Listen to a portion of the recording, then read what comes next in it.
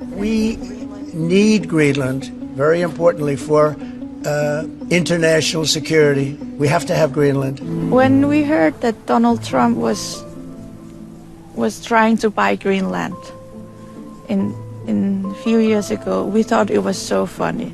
You have had U.S. efforts to purchase Greenland earlier from the 1860s onward. You have had a Danish reluctance on doing the deal, of course. Welcome to America. Welcome to America. Why would buy us? Why would you? Whoa! You can buy us. Why would you do that? Can you buy me? Yeah, sir. I can put the hat on. Oh, what?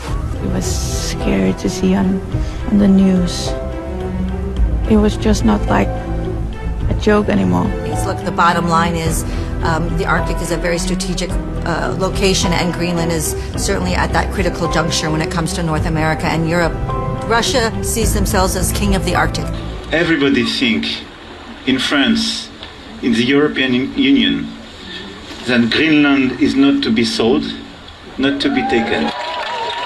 Now, if I was Putin, I would have done that too, because the US already has Greenland. They have had it since World War II.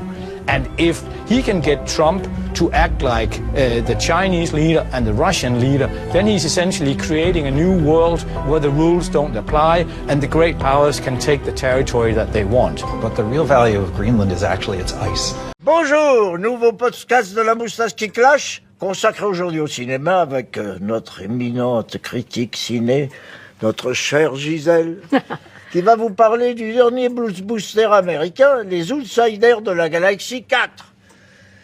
Que pensez-vous de ce film, ma chère Gisèle? C'est de la merde. Oui. Merci beaucoup, merci beaucoup. Fin de ce nouveau podcast consacré au cinéma. Et on se retrouve la semaine prochaine pour parler de la rentrée théâtrale.